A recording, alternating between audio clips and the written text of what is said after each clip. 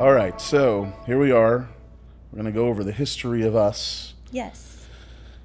It all started. It all started on a September day in 1987. Maybe August. Could have been August. Could have been August. Sophomore year of high school. Yes. We shared, ironically, a Spanish class. Yes. Mm-hmm. Miss Watkins. Miss Watkins, yes. Yes. And that was our only class together. Yes. Now, at the time, we were just acquaintances. We just met in the class, right? Right. And I cycled out of that class after 6 weeks because I had had a poor experience in Spanish 1 and I did not know as much Spanish as I needed to. So I went back and took Spanish 1. I audited Spanish 1 again. But I left you in Spanish 2, Yes. which I know you enjoyed. Which I failed, but that's You another didn't story. fail.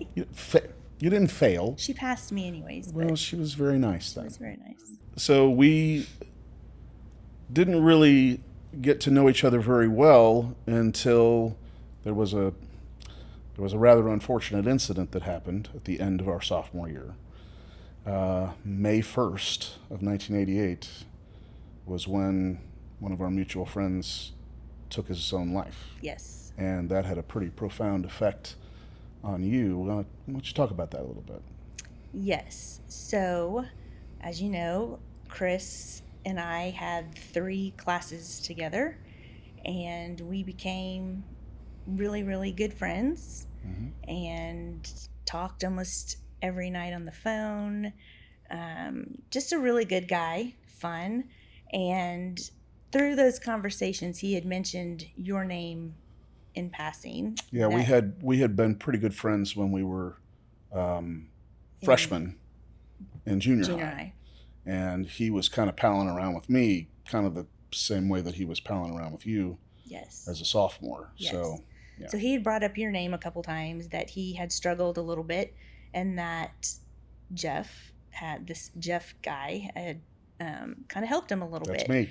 And I had said, "Oh, I knew Jeff. He was in Spanish with me for a little bit, and then he, dropped that class." So I didn't drop out of class. I went and audited another class. Audited another class. Thank you. Yes. Jeez. So, long story short, after spring break, Chris started telling me that he had some issues, some depression, and worries. A lot of it was his personality started to change a little bit. Like how so? He was always the class clown, always just fun, and he seemed to be burdened and just not as chipper and happy. And so I would ask him about it, and he would say, it's fine, but I could tell. Come the last weekend in April, I think it was a Friday. It was Friday. It was the 30th of April. 30th of April, right. Yes. We had had our last class together, and we were walking through the halls, and we went to my locker first, and I got the books and notebook and everything I needed for homework that weekend, and then we walked to his, and he didn't get anything out of his locker. And I was like, "What are you doing? Why are you not taking stuff home?" He goes, "Oh, I did it in study hall. We don't have any homework." And I'm like, okay, that's kind of weird. But again, I didn't think anything of it. And we said bye, and that we would talk tomorrow, meaning Saturday, because I was babysitting that night, Saturday night. And I told him I'd call him once the kids went to bed. And so I did, and we talked for a good hour and a half. Nothing seemed up. Everything seemed normal. And he told me the same thing he'd always told me, how much he cared about me, that I was a good friend to him. He said, brought you into the conversation and said, you and Jeff have a lot of similarities because you both have cared for me in hard times. And I was like, okay, great. And I said, but I got to go because the couple was coming home. And I said, I'll talk to you tomorrow. And he was like, great, sounds good. Talk to you tomorrow, see you Monday. Hung up, didn't think anything of it. Sunday morning, my family had gotten up to go to church, and I had decided for some reason, I was like, I'm just not going to go. I'm tired. But I woke up, startled myself kind of, 10:30, like on the dot. And I was like, ooh, something's not right. Just felt very weird. Probably 2 hours later, phone rings. And friend of ours from school calls. And I answered and he was like, hey, Kim, did you hear? And I was like, hear what? And he goes, they found Chris. And I was like, what? Where? What's the deal? And he goes, he hung himself across the street from his house. Yeah. And I was like, no way. Hung himself from a tree at the elementary school. Yeah. And I was like, no way. No. I just talked to him last night. He was fine. Things I thought were better. He had promised me he would never hurt himself. Had he done it that night? He had done it Sunday morning. No. Had he promised you? Oh, yeah, Saturday night. Saturday night, he had promised you he would Yeah, he always had promised me. Yeah. He would never do anything. So I hung up the phone with him, screaming, not understanding or believing. And I go running to the mailbox out front. And I was like, he left me a note. I know he left me a note. And I open the mailbox. There's nothing in there. And I was like, what? This is not true. This is a lie. This is not happening. But it was shortly thereafter the police called and talked to mom and dad, my parents, because I was a minor. Right. And they needed to let them know that a good friend of mine had killed himself and that I was left a suicide note. Now, being 16 years old. And you were barely 16. Barely 16 years old. That throws a wrench in kind of your whole life, because I don't think anybody really assumes someone that you're that close with will make a decision like that, and that you've been promised repeatedly and repeatedly and repeatedly. You know, I'm such a good friend to you. I would never hurt you, all that kind of stuff. And kind of shocked my parents, my family. You know, it's the first time we've all been exposed to suicide. And I just remember the rest of that day being completely in shock and speechless, because I was like, how did he even So what did you do the rest of that day? A lot of it is a blur, because again, after the police had called, it's just unreal. I'd never had to talk to police before. I didn't know. And all of my friends had gone on a Young Life retreat that weekend. So nobody was around until that late afternoon. They had gotten home and a whole group of my friends had already heard the news, and they came over to the house just to support me. And it was probably, gosh, I want to say like 5 or 6 maybe, when you rang the doorbell and showed up. And I was like, what are you doing here? Like, we hadn't really talked that much.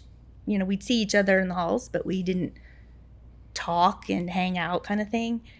And you had said you had been mowing a yard. Yeah, I mowed yards in high school, so I was mowing a yard that morning, and it was a girl I was in chemistry class. It was her yard, and her mother was involved. She was involved with the school somehow, like administratively or something. Yeah. And I was mowing the yard, and she came out and she said, she just asked me if I knew Chris. Because I remember I asked her if I could come back and finish mowing the yard, later or the next day or something like that. And she was, yeah, that's fine. And I went home and I made some calls. I was checking with some people and just seeing what everybody knew. And I was thinking about you. I didn't know you, but I figured this had to be pretty hard on. And now this is well before I knew about there being a note to you or anything like that. I just knew that since you guys had been hanging out, that I just thought the right thing to do was just, I looked up your address and I thought, well, I'll drive by and I'll just see if there's a lot of cars there or whatever. Mm-hmm. And I drove by, and there wasn't a whole lot going on. It didn't seem like, and I hadn't talked to anybody. I had talked to a few people who said that they were going to be going by to see you, some mutual friends that we had. So I just stopped by just to see how you were, and then we ended up, talking quite a bit about my time with Chris and your time with Chris, and that. Yeah, our conversations about that was good for me because you can relate, you can understand some of the stuff. Not that my other friends didn't. They knew my conversations with Chris, but they did not have that same, connection with Chris. Right. And so you volunteered to take me to the funeral. If I remember right, the funeral was on a Thursday, I think. I don't remember. I'm blocked So out. I remember, I picked you up, Picking it. and there was a bit of a lighthearted story there. Yeah. In our preparation to go to this funeral, you were not feeling great, right? So I'm telling you, I'm going to throw up. Yeah, Just kidding. you were saying you were going to throw up, and again, I'm thinking, what was the worst that could happen? She throws up in my car. It's a good story, but. And then I kept saying, I'm so hot. It is so hot. And we've been driving a while. We were almost there, and I thought, yeah, I'm hot too. And I realized that the heat was on. It wasn't the cold air. It was the. And it was like almost 100 outside. It was. Well, it's Texas in May, Yeah. so yeah, it was hot. Mm-hmm. And I guess I was just so concerned about the immediate situation that it didn't occur to me, and I'm very temperature sensitive, so I don't know why I didn't notice that. But I do remember that was, I was able to sort of crack a joke a little bit there, and that seemed to, you actually cracked a smile, and it seemed like there was it felt like there was like a release for you, just a release of just a little bit of the tension. Yes. It's an interesting way for two people to bond, but essentially, I mean, that was the beginning of our relationship. Mm-hmm. Although we didn't start formally dating until a few months later, like at the beginning of our junior year, toward the end of the summer. I think it's interesting that you dealt with feelings of everyone moving on, because I think that foreshadowed, because this, even though we've been talking about this isn't a podcast about teen suicide. Right. This is just a story about how we got together and how, a tragedy brought us together in our relationship. But it also foreshadowed, future events for our life where, as we went through some processes that we're going to talk about in a minute, getting left behind, people going on with their lives is kind of a running theme for us. Mm-hmm. And so let's cover a few more things so we can, get up to topic here. So we started dating at the beginning of our junior year. Yes. And we dated for both years of the remaining 2 years of high school. Yeah. And then I was going to go off to the University of Southern California and study theater, and you were going to be the go next Tom Cruise. Okay, you say that like it wasn't going to happen. It didn't happen only because I chose not to let it happen. True. Right, thank you. So, point was, you were going to go to TCU. I was going to go out to California. So, after dating for 2 years, growing very close, right? I mean, galvanized our relationship through a suicide and became very close. And now we're going to go to college, which, that's when a lot of high school relationships end. Mm-hmm. We had decided we were going to try to maintain a long distance relationship, mainly because my dad was a pilot for Southwest Airlines, so I had flight benefits and I'd be able to get back occasionally, check on my investments and my portfolio with you. But that first night that you left a week earlier than I did. Right. And that night I came over before you were going to head off. We had taken you to TCU. We had loaded in your room and stuff, and that we'd come home that night, and you were going to be going out there the next day. So this was the last time I was going to see you until whenever I came home. Mm-hmm. And I remember being crushed. I thought that was it. Right. I mean, I already felt like, you were. It just felt very 50-50 as to whether or not this. I hadn't gone to school yet, so I didn't even know what I was going to be dealing with. But, you were having all these. You had this new world you were going off to. Right. And I just felt pretty sure that it was going to be hard. Mm-hmm. Now, luckily, it was hard. We had a long distance relationship at a time when cell phones did not exist. Right. And there used to be something called long distance plans. Yes. So we would talk after 10. Well, for you, it was midnight, right? Because there was a 2-hour time difference. Right. But I think we still spent. Didn't we say? I know I spent. I spent $10,000 on long distance bills over the 4 years. Over the 4 years I was in college. Yeah. About $200 a month. Yeah. I had a job on campus so I could pay my phone bill. But we made it, Because you come home roughly every 6 weeks. Roughly. I think the longest I went between coming home was actually the very first time I came home. Yeah. I didn't come home until like late October. It was homecoming. Yeah, I came home for homecoming, and then I didn't come home for Thanksgiving. That was a bad decision. And then I think I only came home once the first semester. Which we made sure that didn't happen again. Yeah. But it was, it was a long and tough 4 years with the long distance. But we made it through that. Part of the way along the way, Valentine's Day 1993. What happened that day? You took me to Steak and Ale. Steak and Ale. It's a very fancy restaurant. And we You'll went there. have to Google it because they're not around anymore. But we went there because that's where we went on our first date. We did go. Yes, we did. We went there on our first date. Where you poked your eye out. Okay. In the bushes. Let me tell that story just real quick. What happened was it was our first official date. I wanted to make a really cool impression, so I took her to Steak and Ale, where I couldn't have ale, but I could have a steak. It's kind of cool.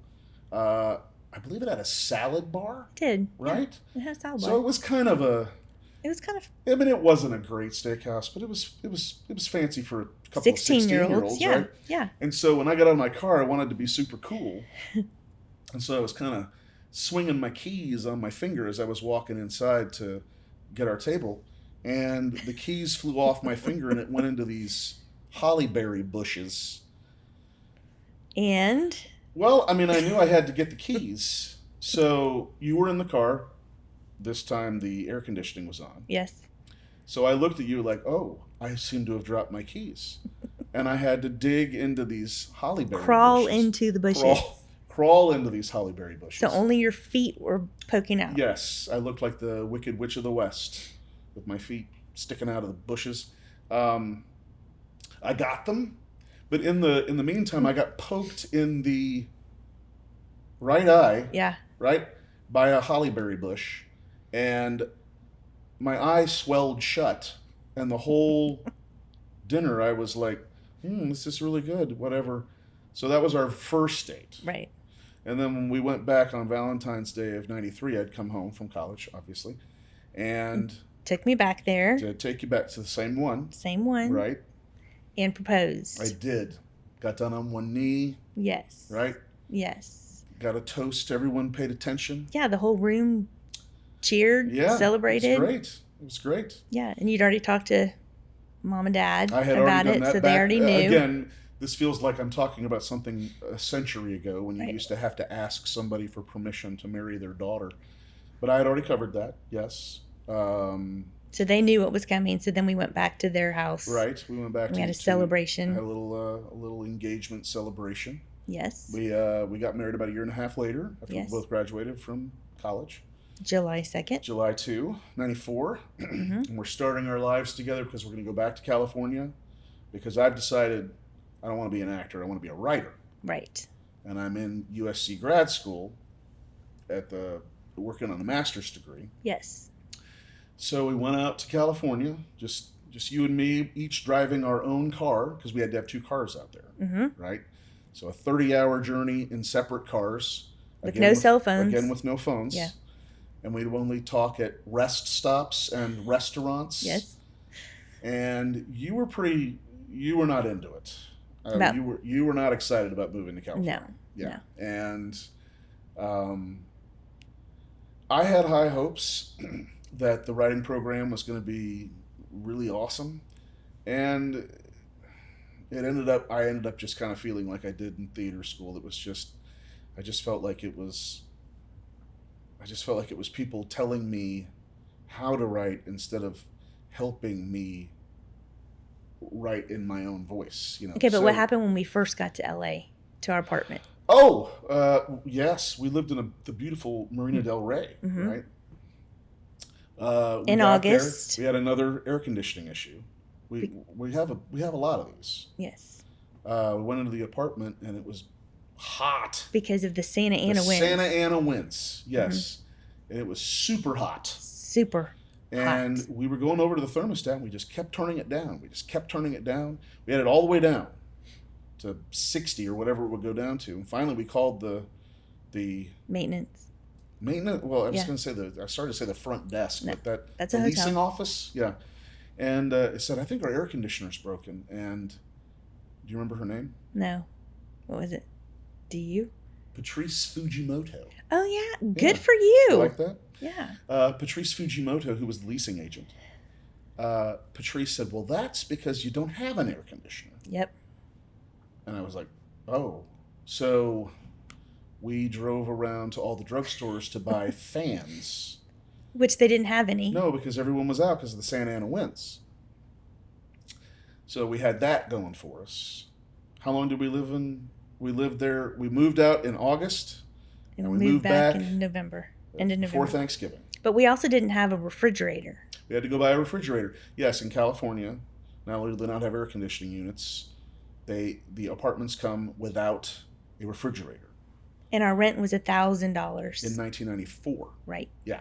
No air conditioning, no refrigerator. But we're off to a great start. Right. This is our life, and we're super excited. So I'm working on Rodeo Drive. Yeah, that was exciting, right? Yeah, got to see a lot of people. Who was it who brought their dog in and the dog pooped on the floor and Elizabeth Taylor. Elizabeth Taylor. Yes. That's pretty cool. It was. Yeah.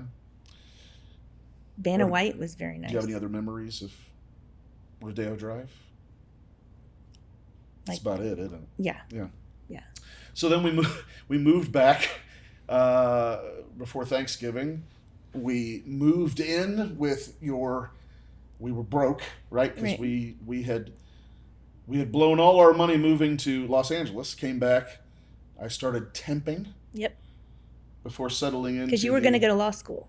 I was going to go to law school, mainly because I'd watched Law and Order. Right. And I was pretty sure I could really kick some ass in a courtroom. Yes. But the more I talked to people, it's like you didn't really go to court, and I just didn't seem like. But I was going to do it anyway. I mean, I'd taken the LSAT, and I'd applied, and I was planning on it.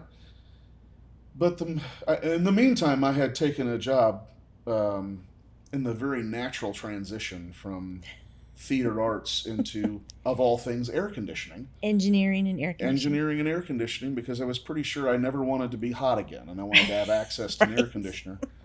So I had moved into that with the plan of being there for a few months before I went to law school. Every lawyer I talked to talked about how much they hated being a lawyer. So I just stayed there, and we ended up, we bought our first house in 1998. Yep. So we'd been married 4 years, right? We bought our first house and moved in at the very end of the year. And it was by that time we'd been together, 6, 8, almost 10 years by that point. So. And we had talked about kids. Yeah. But we wanted to enjoy life without them. Yeah. We Yeah. wanted just to have it be us, to do Like, whatever you wanted to do. just the same thing I've heard from some other people, Right. that they just wanted to enjoy being a young married couple. Right. While some people get pregnant on their honeymoon, Yes. we were responsible. Well, our honeymoon was a pretty good time. Yeah. Right? Yeah. Let's back that up. Let's talk about the honeymoon. Because we went to Florida because your parents had a place there. So we were going to stay there. There was torrential rains all the way there and all the way home. I think a hurricane? Tropical tropical storm. depression or something. Yeah. And, generally speaking, the things you hear from people when you're heading out on your honeymoon are, semi suggestive. And we ended up getting, on the one day where there was some sun, little we decided sun. we're going to go out and get some sun. And we don't need to put on sunblock because we're not going to be out. It's barely out. We got so burned, we turned purple. So there was we couldn't touch each other at all because it hurt. So there's been a lot of adventures along the way. When we bought the house at the end of '98, we said, "All right, I think we're ready to start a family." You had been working with your sister doing neurological testing. I had reached a point as an air conditioning sales engineer where I was feeling like we had a stable income and, hey, let's start a family. And we knew you wanted to stay home. That was something you were really passionate about, because you'd always wanted to be a mom. So we had done all the right things. We'd made all the right plans. We had laid all the right foundations. We had done everything in the right order. Yes, we did. And so we decided we were going to start trying to have kids in the spring of '99. Got pregnant the first time. Right. We were very excited. Yes. We went on a walk. Do you remember the walk we went on? Yes, I do. So, and it's ironic. The first house we bought was this little 0 lot line with literally a white picket fence. Yeah, it was the cutest thing. It is so cute, right? And we're thinking to ourselves, this is all going according to plan. Yeah. It's been a weird road with some ups and downs.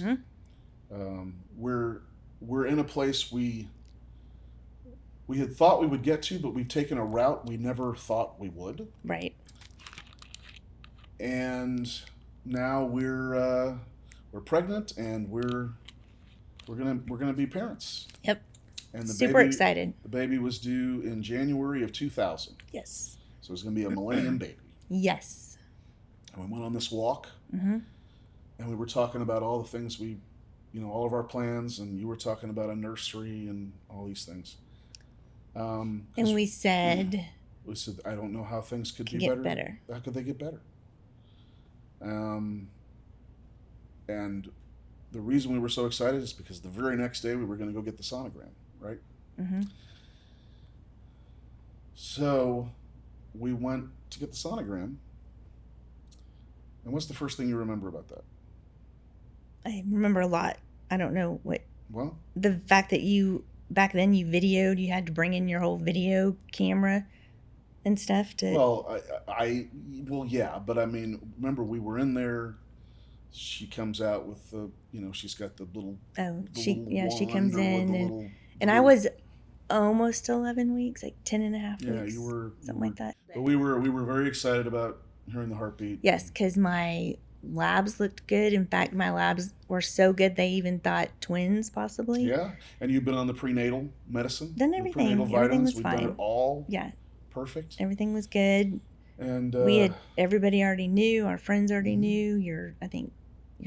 We had literally just announced it. I remember You did for your office people. It was a Monday, right? And at the Monday morning sales meeting, I announced that we were pregnant. Which I always think it's interesting that people say, well, I don't want to announce until I'm sure everything's okay. And after what we went through, I would still say I don't understand that. But Right. anyway, so we go went, in. you go in, you sit down. She's doing her There's thing, stuff on your... turns the screen to us, and we look, and I was like, oh, look, there's the baby. Mm-hmm. And there's nothing moving. Yeah. And she stops and turns the screen, and she was like, hold on a minute. And she was like, do you have any symptoms? Like this, that, have you been bleeding? I'm like, nope, I'm fine. Same symptoms, nauseous, everything, blood work, everything's great. And she's like, I need to go get the doctor. And I remember looking at you saying, this isn't good. Yeah, and this I is remember, not I good. said, it's going to be okay.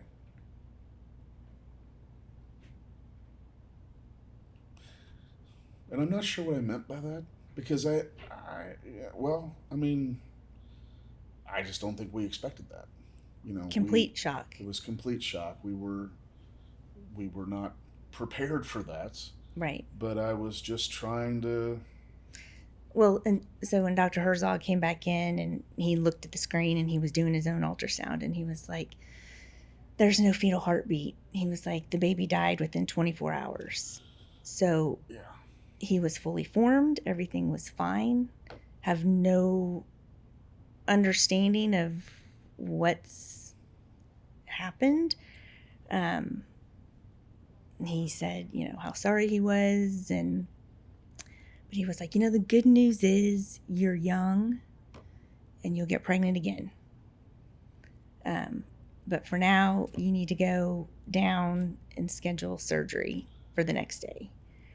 And I remember being just completely how I felt with Chris in that moment of what? Like, yeah, things were literally completely fine. There's no symptoms. It's called a missed miscarriage. It's even it's rarer than a typical miscarriage. But I remember them giving us the paper that we had to go downstairs and register, and all over the paper it said fetal demise. Yeah. Fetal demise, fetal demise, fetal demise. And those are horrible words. Yeah, they're it's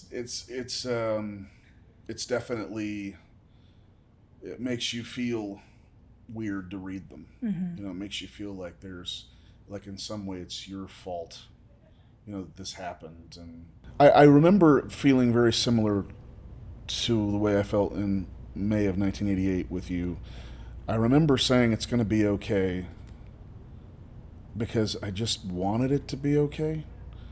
I had grown accustomed to, I don't know, for lack of a better term, just protecting you or taking care of you, and just having that be part of who I was. Because you knew, because we'd known each other for so long. Yeah. That my ultimate goal was to be a mom. Yeah. That's all I ever wanted to do. I majored in communications at TCU. I didn't want a job. Yeah. My job was to be a mom. Which is ironic because,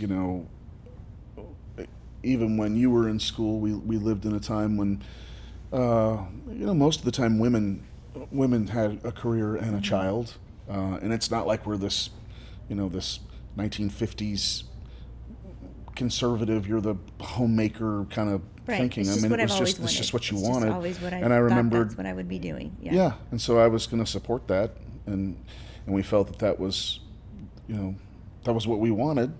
Right.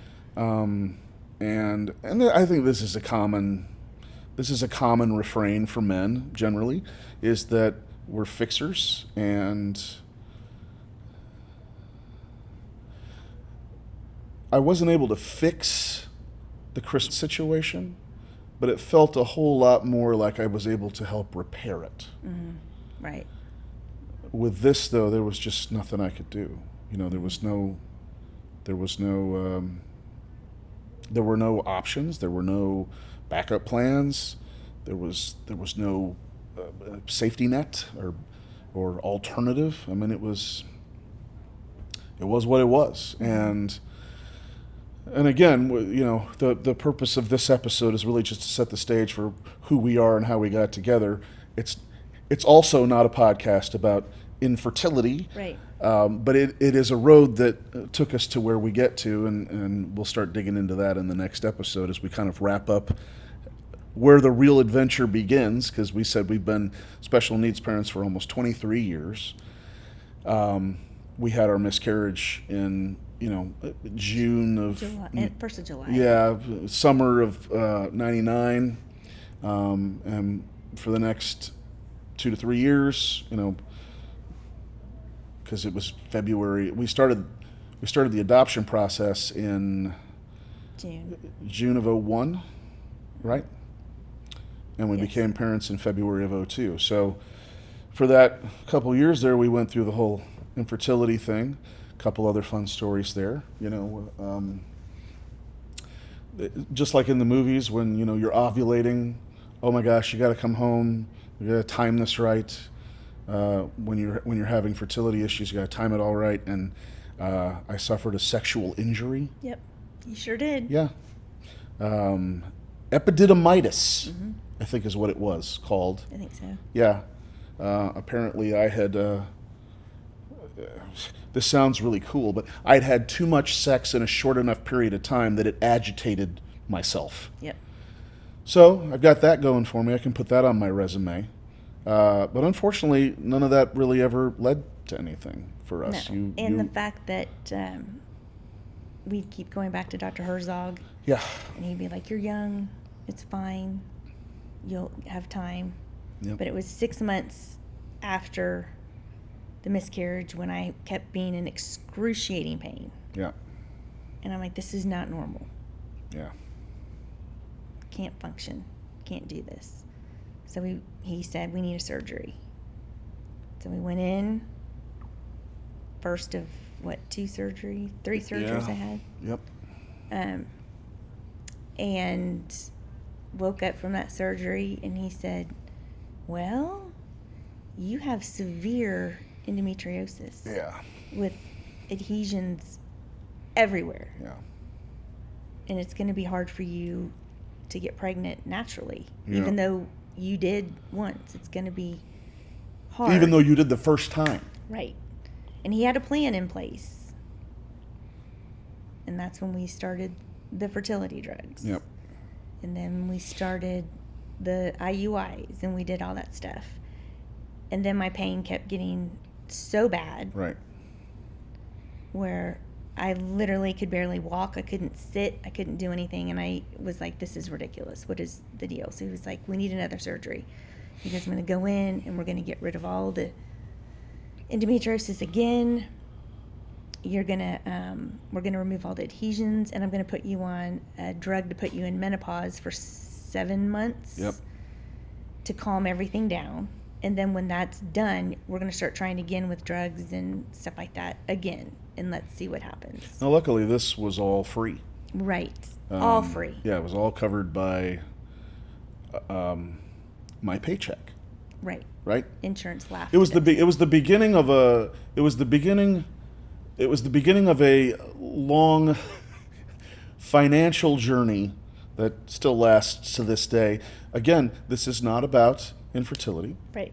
Again, we're just getting to the road of where we're going. But yeah, we went through, you never were able to get pregnant again. No, because after the second surgery in Lupron for 7 months. Right. He went back in and did another scope just to see, and nothing had changed. Nothing had changed. Everything had grown back. Yeah. And he looks at me and he says, the odds are very, very slim. Yeah. Very, very slim that you're going to be able to get pregnant. So he sent us to a different doctor, reproductive endocrinologist, Dr. Howard. Great guy. Mm-hmm. He did all his tests and everything, and he says, not only do you have endometriosis, but you have polycystic ovaries as well. So those two things, it's going to be very hard for you to get pregnant. He goes, my odds are very low. And he said he went back and looked through some of the medical records of the other surgeries I'd had, and he said, not only that, but you have something called adenomyosis, where the something weird with my uterus, where he was like, you will not be able to carry baby to term. So we had all the hits. So I had 3 different fertility Issues. Yeah. And he said, I would not advise doing IVF with you because of all your issues. Just won't work. Yes. Yeah. And that was devastating to hear. Yes. I wanted to be a mom. You wanted to be a mom. You wanted to be a mom very badly. And it was a cruel joke. It felt like a cruel joke that the dream I had, the dream I wanted, was just taken away. Well, just wait till you hear the punchline. Exactly. Because if life's a joke, we haven't even started telling it yet. Right.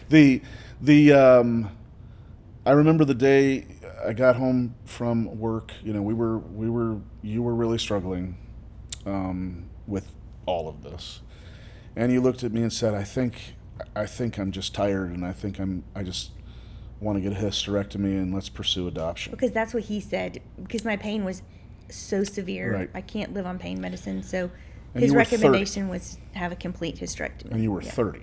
30.